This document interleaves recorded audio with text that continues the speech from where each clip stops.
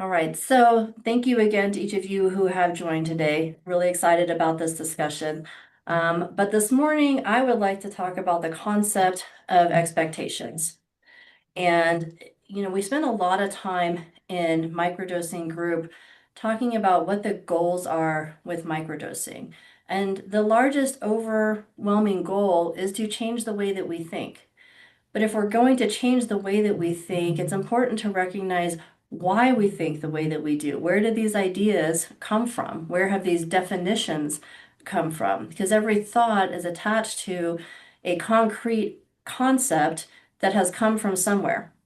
It's not a concept we were born with. When we show up in the world, we show up with what a lot of people will refer to as that blank slate. We don't have definitions. We don't have things that we've connected to or any expectations of what the experience is going to be like. But as soon as we start being given definitions, that's where we have expectations. Because a definition, in its own definition, is that there is a defined or expected outcome or a defined or expected meaning. If I say to you, I had a really good day, then you don't necessarily have any specific concepts attached to that, but you do have a recognition that if I'm using the word good, that means it was something that was pleasing to me. It was something that I wanted to happen. It's something that maybe emotionally felt what I would call positive. Whereas if I say I had a really bad day, then your definition of bad is also going to be something that was unwanted. Something about my day didn't go the way that I expected it to or the way that I had hoped that it would. So in that, then we have to say expectations are attached to everything that we do on a daily basis. If we go to a job, we expect to get a paycheck. And I use that without even really having given the thought to the fact that that's what did not happen for a lot of people. With the recent government shutdown that we had, there was an expectation to continue going to a job where you were not getting a paycheck on the agreed upon date. So that's one example. Another would be a relationship. Anytime that we're in a relationship, there is an expectation that the other person is going to respond to us in a certain way. And if they don't, then what happens? Well, this relationship is not working, right? Why is it not working? It's not working because our expectations are not being met. The expectation is not being fulfilled that we thought was going to be there when we stepped into the relationship. So when things like that happen, it's important to step back and think, where did these ideas or these expectations or these definitions come from? What is it about this that I'm deeming is not working? Is there actually a place for change to happen? The other thing to keep in mind is that when we have an expectation, we are automatically setting ourselves up for the expectation not being met, which is what? Disappointment, more problems, something bad to happen, something unwanted, conflict. And that just comes from the fact that there is something that we are hoping or anticipating is going to come out of said situation. So the obvious one that I think has really been what has propelled my mind towards this direction recently is with the changing seasons, we start thinking about the holidays. And I had someone say to me recently that the holidays are a treadmill of expectations. And I like that idea. My mind went to a little visual of a Christmas tree, like running on a treadmill. But as most of you also know, I am not an artist, so I wasn't going to try and make that little graphic come up for group today. But the holidays are a treadmill of expectations. Let's just pause with that for a second. Holiday expectations. I mean, sometimes even just saying the word, oh, the holidays are coming, or the phrase, the holidays are coming, causes our breath to get a little bit shorter, the blood pressure to go up a little bit, the brain to start going around with all these, oh man, all these things are that I have to do. What are those things that we have to do? Those are all things that we believe other people expect of us when it comes to the holidays. And if they're expecting it of us, then we also have an attachment of somehow we are expecting it of ourselves. So as soon as we use that phrase, though, these are the things I have to do, who said you have to do those? Why do you think you have to do those? Are these things life or death? Are they connected to the survival of the species? No, they're not, I promise you. Even if you feel like they are, they are not. You can automatically relieve yourself of some of these holiday expectations because they are not connected to the survival of the species. They are connected to the idea of how you view yourself and how you believe that other people also view you. And that can go with, I'm going to use just friends or family. We typically during the holidays do not choose to spend time with people that we don't want to. Our expectations are more connected to friends and family and maybe colleagues in that. And maybe that's the one that we all have the most angst about. Oh my gosh, I have to see my colleagues at a holiday party, versus being able to just pass at the water cooler. So if we step back from this though and realize again, these expectations are self-imposed. What kind of freedom is there in the way that we experience things if we can hold on to that recognition that expectations, definitions are self-imposed? So with microdosing, one of the benefits is a quieting of the default mode network.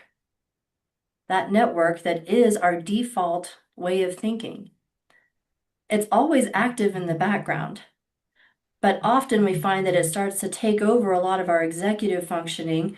And when we're trying to be in what I call executive mode, which is when you're focused on something, when you're trying to work through a problem, when you're creating something, that's more of our executive functioning. Being at work, sitting in a conversation, even being in group right now, it's executive functioning mode and wanting to focus on something.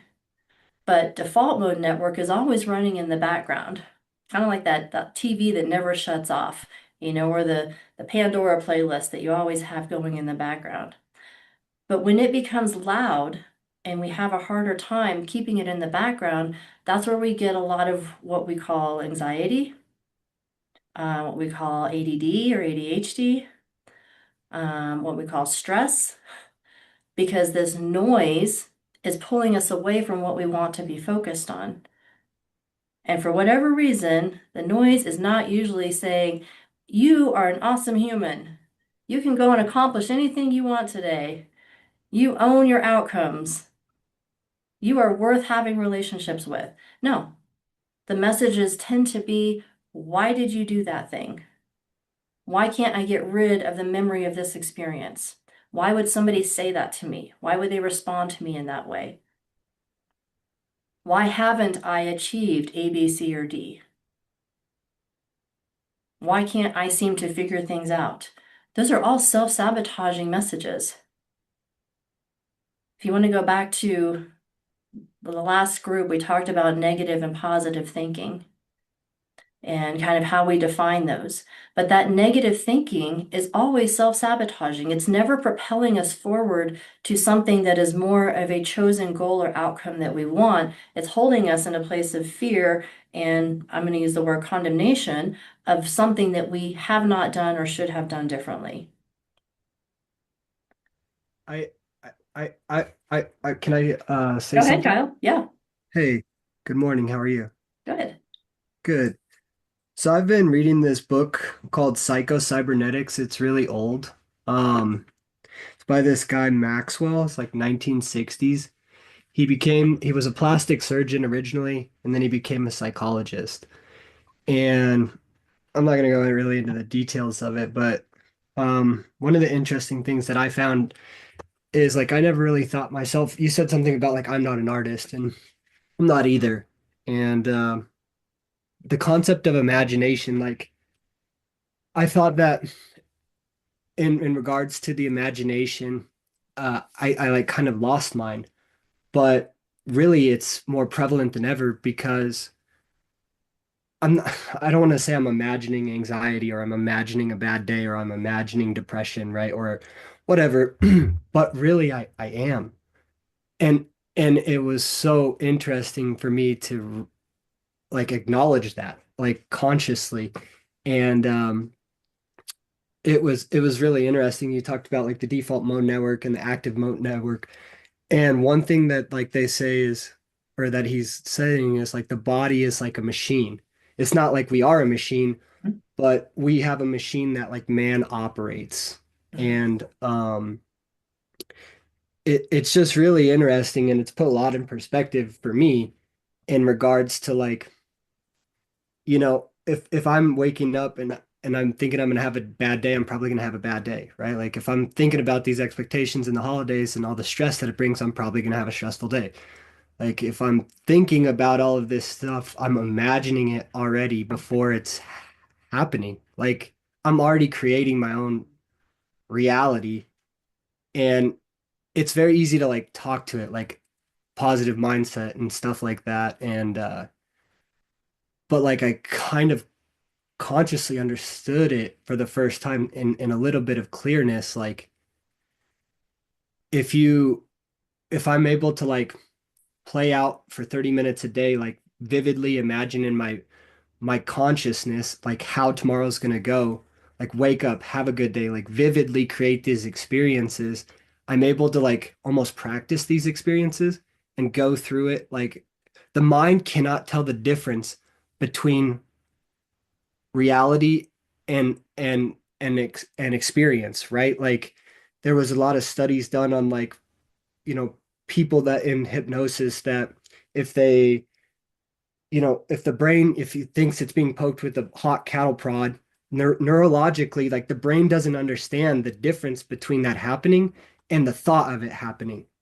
Really, it's our thoughts that are running everything, and Mhm. our beliefs are running everything. And it's just really kind of cool. I recommend everybody kind of read the book. It's kind of heavy, but yeah, anyways, you just kind of, I don't know, something resonated with me and I wanted to share that with y'all. Oh, thank you, Kyle. Always appreciate the things that you bring to the group because you definitely take that deeper path of thinking and you're willing to be really open in how what its meaning is to you. So thank you for sharing that. One thing that what you were saying reminded me of is oftentimes I'll use the word mechanical, that we are very mechanical in our responses. Life is a lot of stimulus response. And to your point, the brain doesn't take the time to think about every little thing. It's always filling in gaps. There's a lot of research now that focuses on vision. When we see something, we see fragments of it, but the brain just fills in the rest of the something. Now, how many times have you driven down the street and then one time you drive down the street and you're in the passenger seat instead of in the driver's seat and you're like, hey, when did they put that house up over there? you know, or when did that new fence go up for that house on the corner? And it's been there, but your brain has not been expecting to see it. It wasn't something that had been added to that information previously. So we do see things for the first time that may have always been there. And kind of to your point also about the idea of being poked with a cattle prod or not, um, there's an expectation that comes from learning. If we go back to that default mode network and being mechanical in a lot of our responses, that is how we respond. When we've done something in the past and we have had what I'm going to call a negative response to it, the brain is going to self-protect with that. Oh, remember the last time that you picked up that pan off the stove without the pot holders and it was hot and you burned yourself? Let's not do that again. Or you picked it up and you thought it was a short distance between the stove and the sink to dump the pasta, and then it really was longer than you thought and you burned yourself. Let's not do that again. So that's one thing in self-protection, but the other side of that also goes then to our emotional experiences. Remember that person that you trusted and then they proved themselves to be untrustworthy or to actually harm you in some way? Yeah, let's not do that again. Let's just self-protect and not trust people. Humans becomes very collective, right? Humans are therefore untrustworthy. Humans are therefore harmful. Relationships are scary. So I we, have a book to add to Kyle's reading list that's along the same lines. It's called The Body Keeps the Score, mm-hmm. and the guy's name is hard for me to pronounce, so I can't remember it. But Vanderkolk. literally, like you're born with nothing and like prejudice, and then your life begins, and you just sort of build these preconceived ideas based on how you're raised, your environment. And so literally these things, your body is keeping the score. So when you see that pot, you realize, oh, I need the pot holder because it's going to be hot. And the same way with trauma and how your body stores trauma. Also, the rose-colored glasses, if you will, that we begin to see life through because we've been conditioned this whatever way, you know. So yeah, I highly recommend it to go with same kind of philosophy there, I think. Yeah, Bessel van der Kolk. Mhm. Yep. Yep. A highly respected trauma researcher. So, but yes, and if we say, okay, where is the body actually keeping that score? That's where we go back to kind of what Kyle was saying, which is it's in our thoughts, but we don't think about how much our thoughts underlie all of those responses. And that's where the default mode network part of the brain becomes so imperative and helpful in being able to quiet that down. Because that default mode network, part of it in the back of the brain is the amygdala. That's all of those emotional responses, fight or flight, fear, hypervigilance. What emotional response or physiological response are we going to have when something happens? That is when we talk about things like PTSD, that's where those triggers are.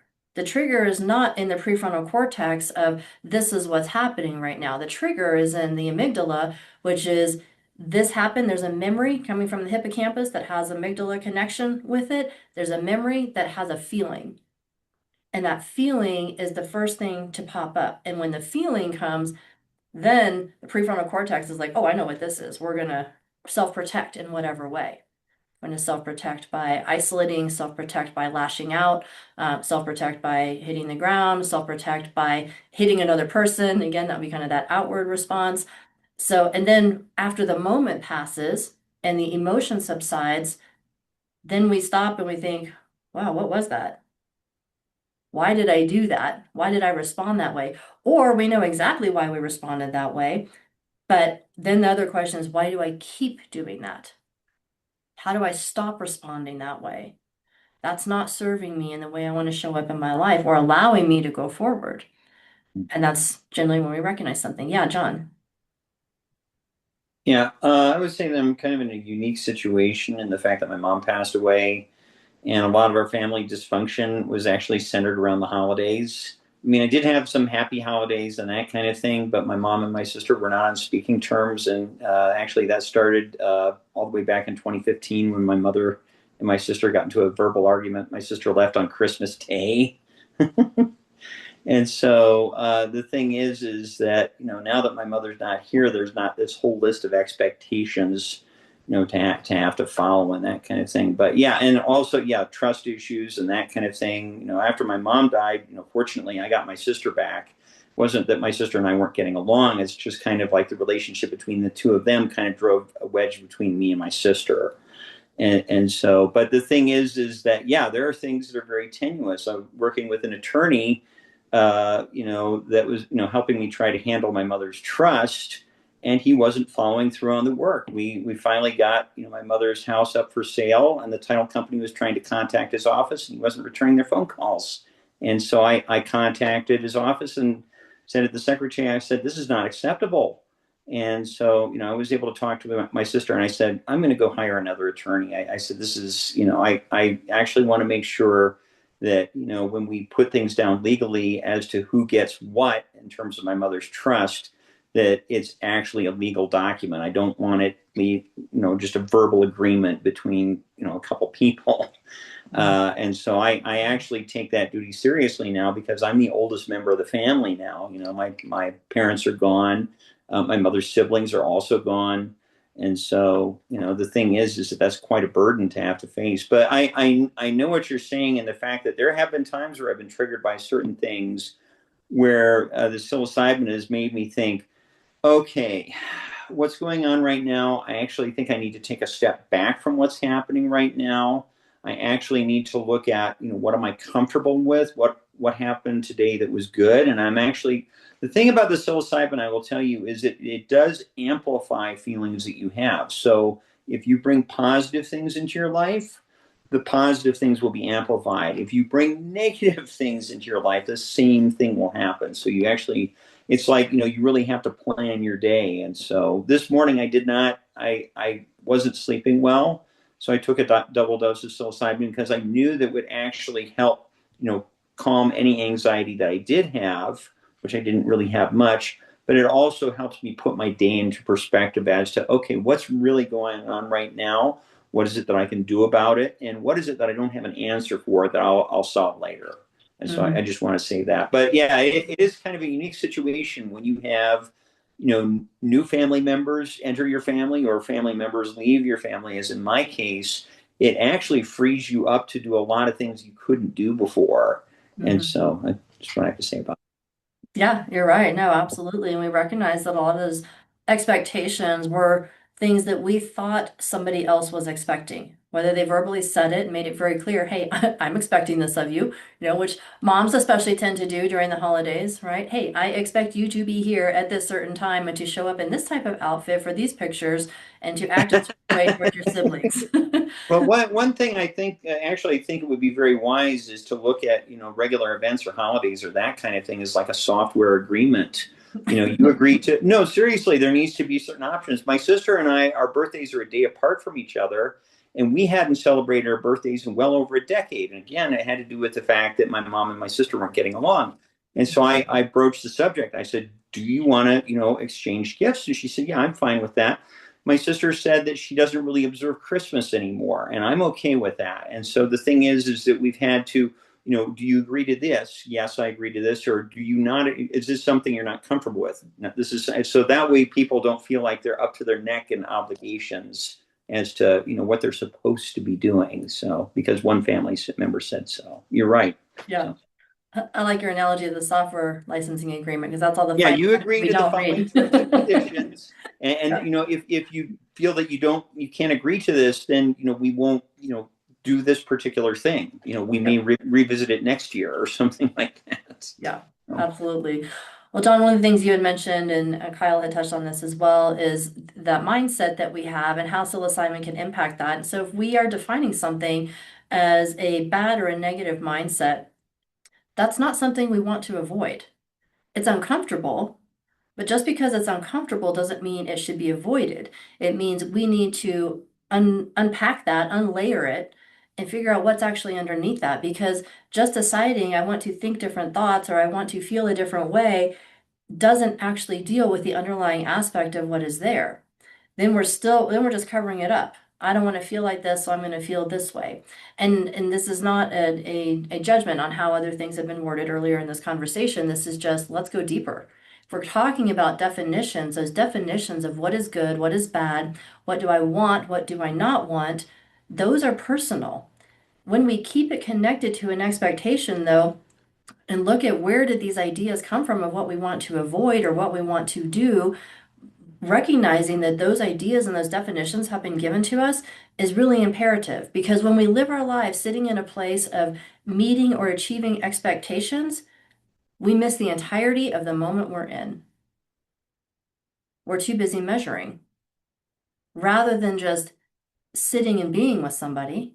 Maybe you're not sitting, maybe you're dancing, maybe you're eating, maybe you're playing pool, whatever it is, maybe you're going for a walk, sitting out in nature. But when you are with yourself or someone else, that can be enough. It's when we decide, I expect there to be something else to this. I expect to hang out with you and then to feel really good afterward. Well, now if we're sitting in that state and I expect to feel good and you want to talk to me about something that's challenging, well, now I'm disappointed. Now I'm going to say that wasn't a good time.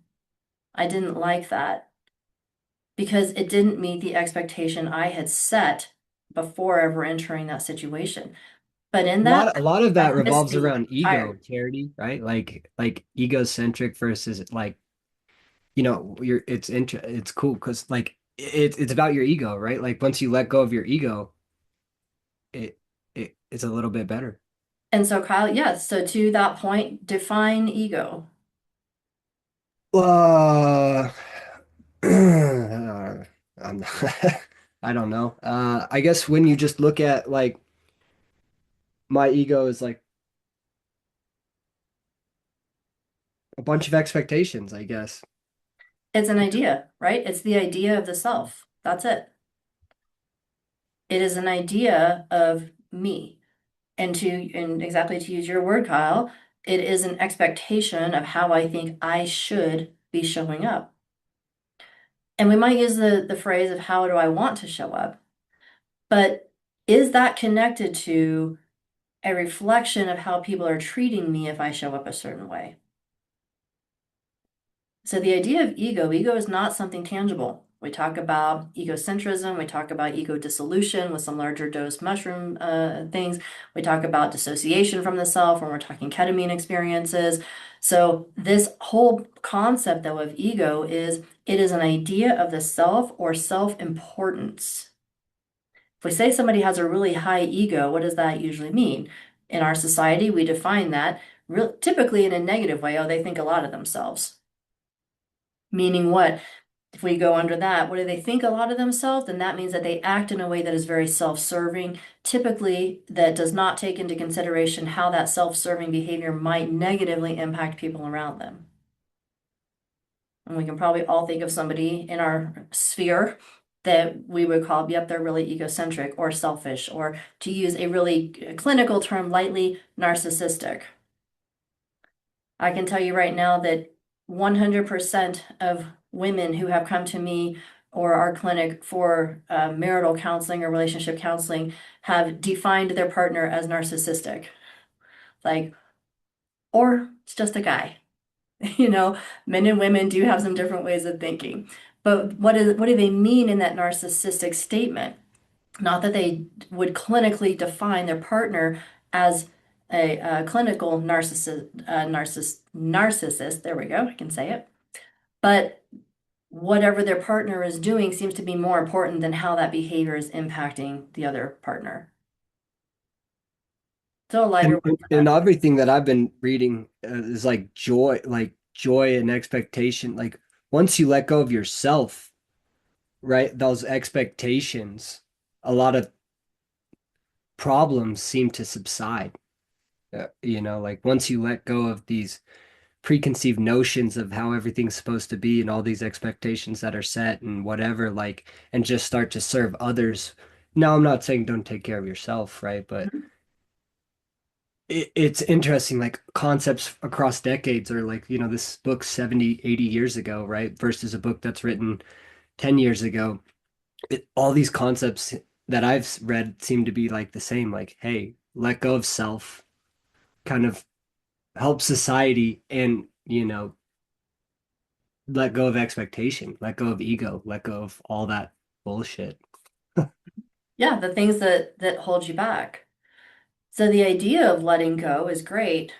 How do we do that when from the time we're born through the entirety of our lifespan, our brain is taking in information and ideas and cultural expectations and political and religious belief systems and all of that to be able to survive? That is the basic concept that everything comes down to. How am I going to survive? What does survival look like for me? Because that's how we're wired. That's how every species is wired. An alligator does the same thing. A mosquito, same thing. But humans have a more complex way of thinking, and that's what contributes to what we hold on to and what we decide is important, how our survival looks. Humans are also the only species that will go and harm themselves in a way to end their survival. There are certain type of monkey, might be a chimpanzee, might not, but something in that general family that when they know that they have been injured to a point where they can no longer be a benefit to their group, then they will go off into solace and allow themselves to die. But they don't harm themselves in doing it. It is still a natural progression towards death. Humans self-sabotage on a daily basis. Why am I doing this? Why am I not doing this? Why am I not good enough? Why are people not responding to me? I'm so stupid. I'll never achieve A, B, C, or D. And then that flips to what? Everybody owes me. People should treat me differently. I need to be shown that I have value. So then we start acting in ways that try to manipulate those responses from other people because somehow that's going to make us feel better. Sometimes we use the phrase, I'm a people pleaser.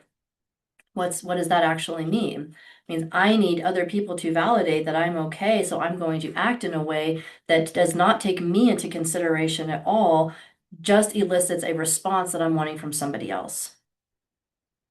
So let's take this back then to the conversation of those expectations. The expectation at a very baseline level is if I do a certain thing or act in a certain way, I will get a response that maintains my survival and makes me feel better. And that is very different than what do I want for my life? What do I want my life to look like? That can have a monetary connection to it because we're not going to pretend that money isn't a part of survival at this point in time. It is. And in having more money, you can have more what I'm going to call creature comforts, right? It makes the idea of survival a little bit more comfortable.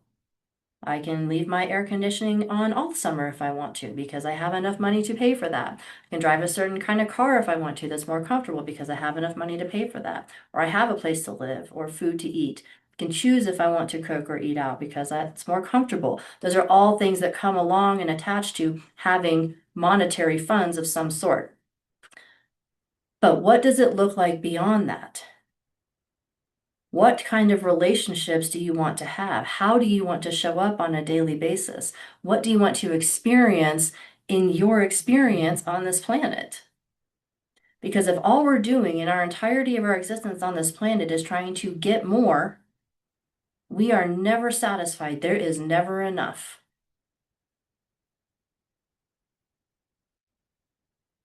Somebody just won the mega jackpot for literally $1 billion. I think their payout is a measly like 453 million. So, but that is a massive amount of money. That will change things in their life to some degree, but that will not make them more happy. I bet they felt real happy in the moment. Oh my gosh, I just won this. And then what's the next thought? Don't lose the ticket, right? Make sure I get to the lotto office to get this cashed in. And then the thought beyond that is probably, what do I want to do with it? And then the thought beyond that is a fear of losing it. As soon as you have something that you can take ownership of, the automatic connection to that is a fear of losing it. The more you have, the more you have to lose. Doesn't mean we don't have anything, but having a healthy balance in there is really important because that same concept goes along with relationships. As soon as I have a relationship, there's a fear of losing the relationship. How can I just enjoy my friends, my family, my partner, if I'm always worried about losing it or if I'm always wanting it to look different? You don't. You're always in a state of angst. You're either trying to manipulate a situation to look a little bit better because you think that's what it's supposed to look like. Good old Norman Rockwell, great artist, love his work. But he put into pictorial format the idea of Americana, or what was often referred to as the American dream. The white picket fence, the big family at a Thanksgiving table, the mom or father sitting there with a bunch of kids playing right around, somehow all getting along and not beating each other up. People coming together, these cultural ideas that we hold on to because that's what's given to us from Leave It to Beaver to The Cosby Show to Married with Children might have had a little more accuracy to it for those of us that are in that time period. Um, that's I don't even know what the shows are now, but these family shows that get put out there of this is what your family is supposed to look like, this is what your relationships are supposed to look like. And if they don't, then there's something wrong with you. What about the something being wrong with the entire concept? that human beings are somehow supposed to just always get along and be connected because they have a shared genetic pool. Thanks, Wendy. Happy Thanksgiving to your family. But no, that you have to say, I'm going to blow up these ideas in my own mind, right? Not literally. So I'm going to put that out of the recording if needed, but let go of these ideas that there's an expectation attached to how people should interact and get along. We are all human beings. Even if you are in the same genetic pool, you have had different experiences than other people. So I know one person in group today actually has a twin sibling. You're still two different people. You still have different experiences, different things that your brain filters through. And that's the closest connection that you can actually have to another human on the planet. So as we move into this holiday season and everything that here in the United States of America that gets connected to, and for different cultures, it's different holidays. Every culture has their holidays that they celebrate with certain expectations. Consider when your blood pressure starts going up and your heart rate starts increasing and your mind starts going to, why do I do this? How can I get out of it? Maybe it'll look different this year. Should I commit? How much do I need to spend? What's the perfect gift? Is the turkey going to turn out okay? Are the buns going to be burned? All these little things that go into creating our concept of a perfect moment or a perfect experience. What if we hold that a little more loosely and take out the word perfect and take out those expectations and instead decide, do I even want to eat all this food? Do I want to eat this delicious food with these people? What does it mean to me? And does it mean anything about me if I decide I'm going to change some things about what I'm expecting out of this? Doesn't mean you don't go. Maybe it's a little bit of a research project for you. I mean, you know what? I'm going to go with no expectation. I know historically what these things look like and what I'm probably getting myself into. And I'm going to go, but I'm just going to hold it loosely and I'm just really going to be in the moment. What do I notice in those moments that's different than before when I'm not measuring it with a reference point of a certain outcome? Yeah, a lot of the times, like you're creating your own reality, right? Like by the time, like, yeah, every Christmas is, it is what it is or whatever, all these expectations, right?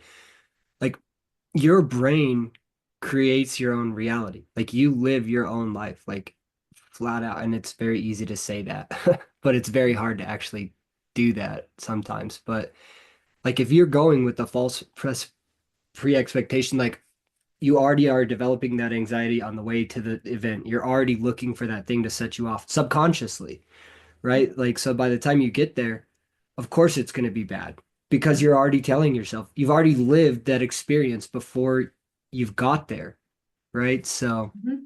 I completely agree with now doing that is a harder, easier said than done, but um like live that experience as if it were to be positive rather than negative prior to the event of getting there. Like, and you might have a completely expect different, outcome.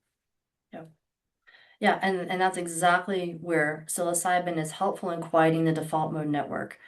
It is clinically proven that stress structurally and functionally changes the brain.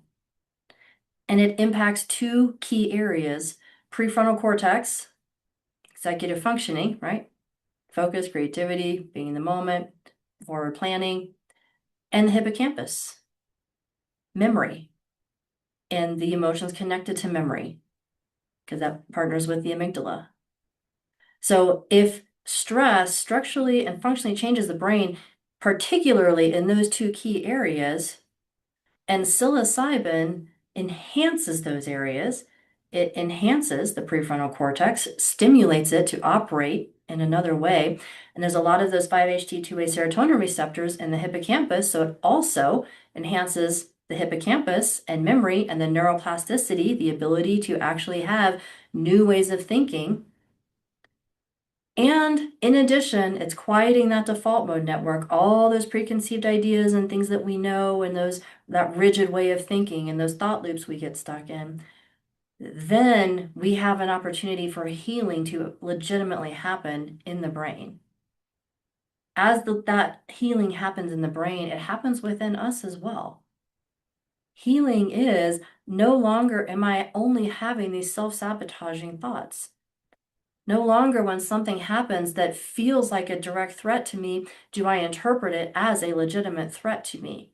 I see it, I hold it, I recognize it, and then I let go of it. Doesn't have to mean anything to me. I don't have to take it on. Anybody else have comments, thoughts, ideas, questions that they want to add right now?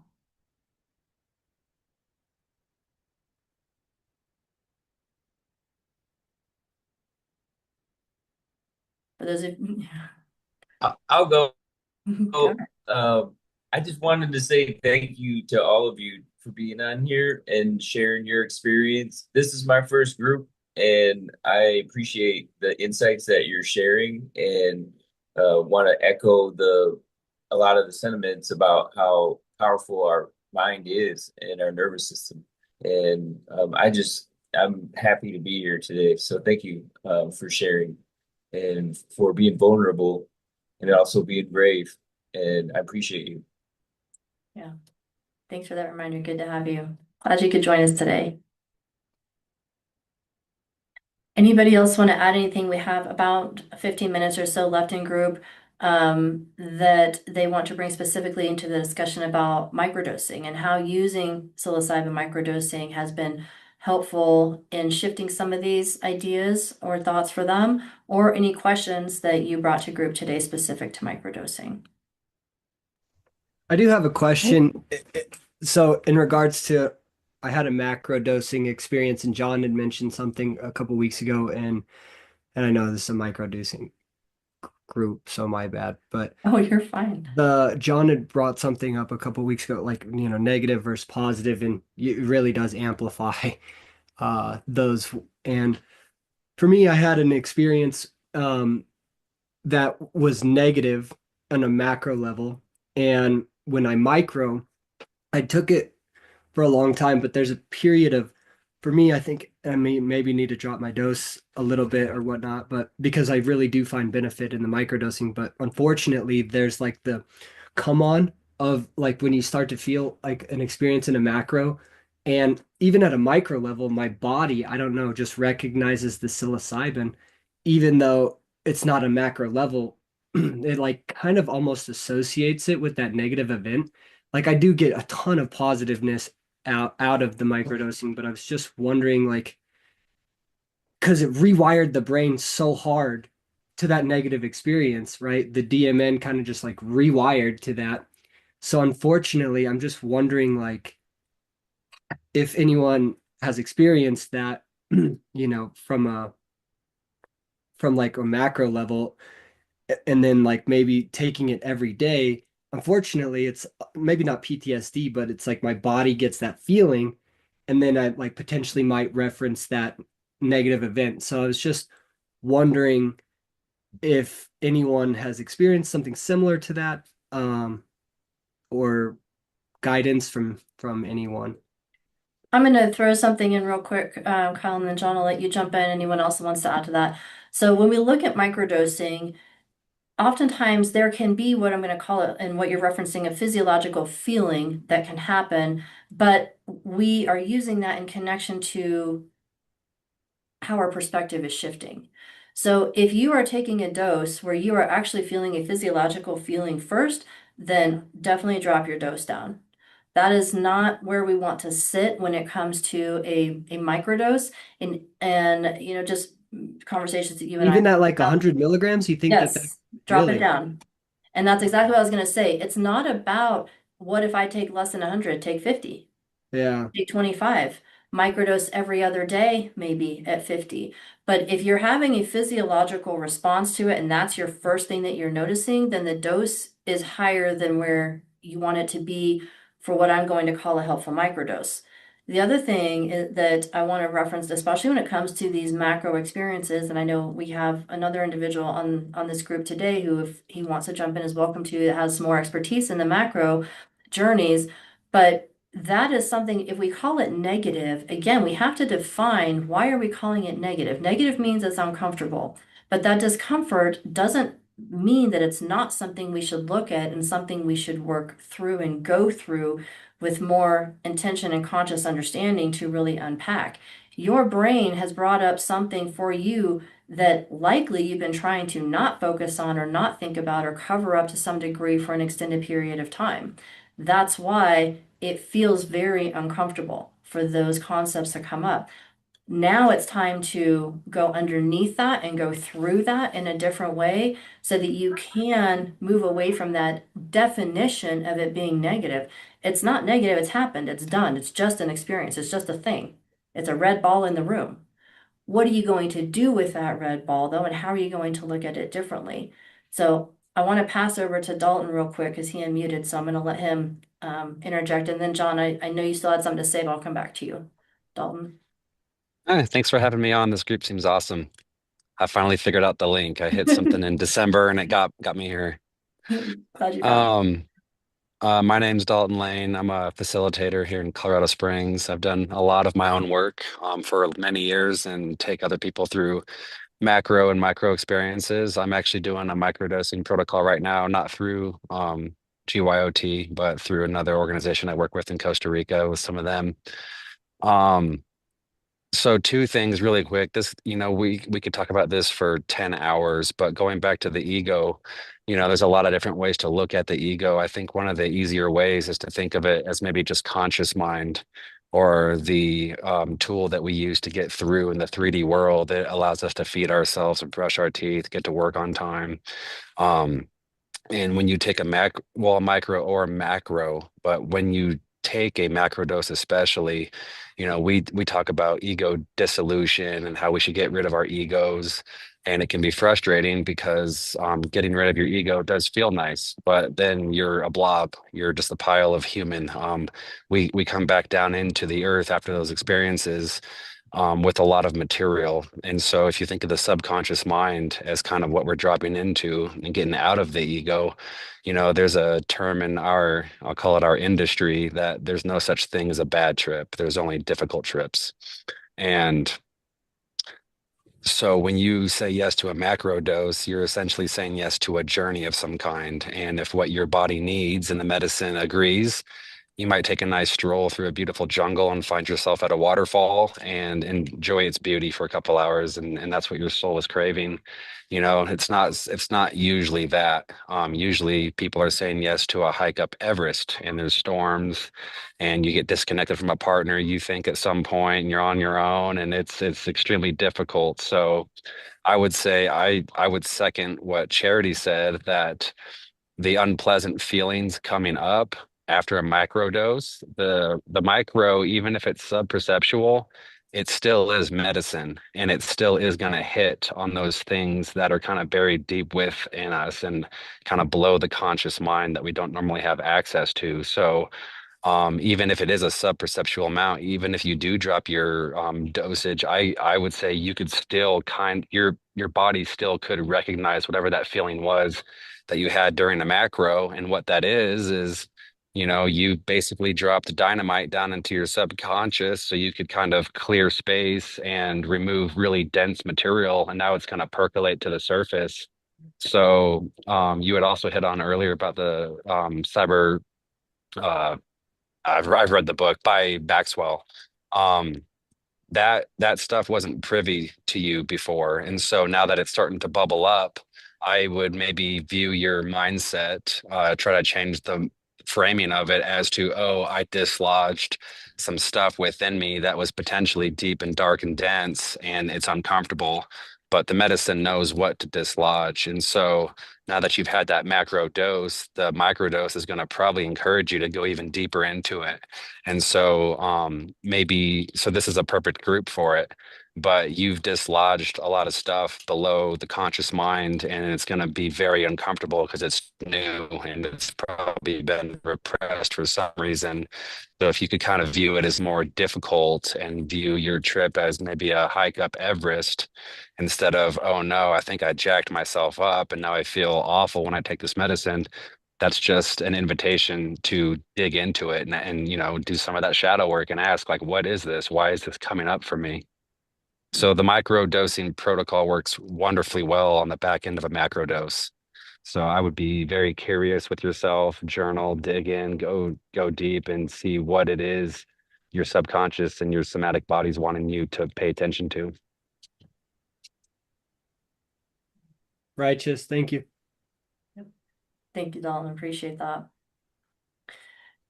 John, yeah, you had raised your hand earlier. Yeah, I was going to say about my negative experience with it. It was really the second time that I took, or it was the first time I took 3 grams. And up until that point, I would rest at my recliner in my living room and I would close my eyes. Well, this time it didn't work. And so suddenly I started having a lot of angry and uncomfortable thoughts.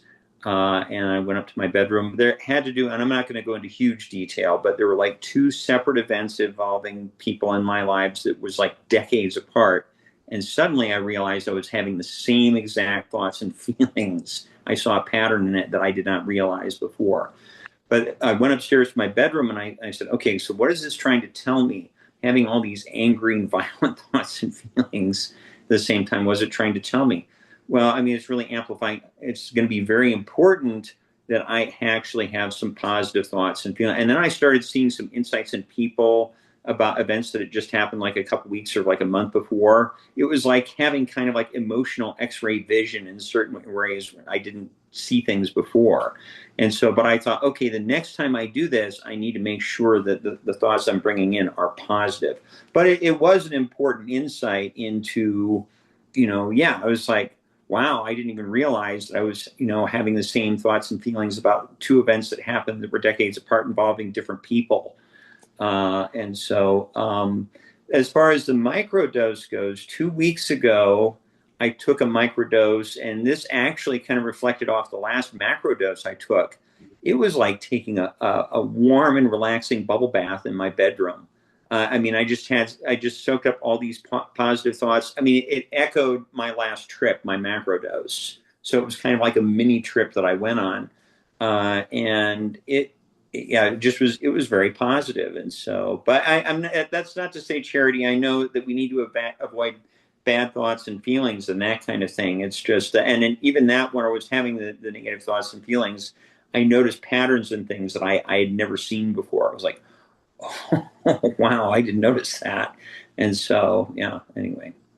Yeah, no, thank you, John. Appreciate Yeah. you're always so open in sharing what your experiences are on both those macro journeys and even with your microdosing also. It's really helpful to the group. So appreciate you sharing that. And I think that really brings us back to kind of that same topic of expectation. If you're going to use a larger dose of psilocybin, hold that expectation loosely.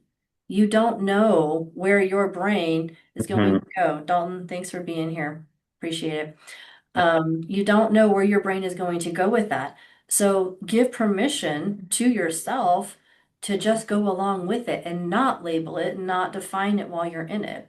And, Mhm. I've shared with the group before that I had one of those same experiences in one of my larger doses where I literally was having an argument in my own head. Hey, Charity, the whole goal of this is to let go of control. I know, but this isn't where I want to go with it. Well, are you going to control it or are you going to let go of it?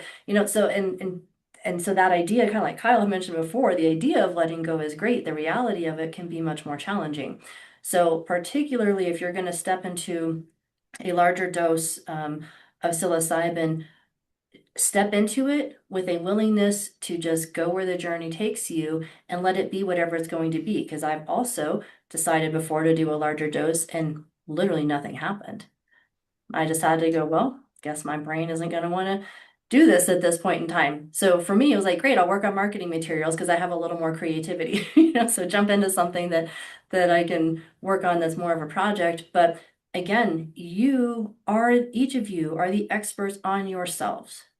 You just are not fully aware of all the information you have about yourself because the brain self-protects. And that is really what psilocybin allows us to do, both in a micro aspect and a macro aspect, is quiet down that idea of the self and who we are and how we're supposed to show up and what things are supposed to look like, and be more open to maybe there's a different perspective to have on some of these experiences that I have put a lot of power into and defining who I am and what value I have and what my purpose is and all these things we come up with. But letting go of that and letting it, like Dalton said, kind of melt away into, a human blob of just, I'm a person and I'm just here for this experience, whatever this experience might hold. And I'm going to take something away from it, even if it's just having a little more curiosity about why those things came up. I thought I dealt with that.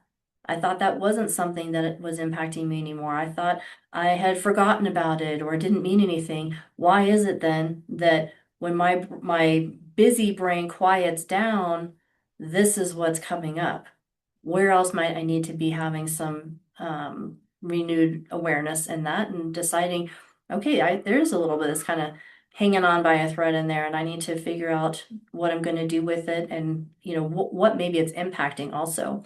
Because when we see where those areas are impacting other areas of our life, that's when some of those patterns start to show up. Oh, this is why I get so defensive in this area. This is why I feel like I need to control everything. This is why I can't stand my family and I never talk to them. Maybe that's more about me than about them. What is it that I'm holding on to? So, any other questions specific to microdosing or adjusting strain or dose or anything like that?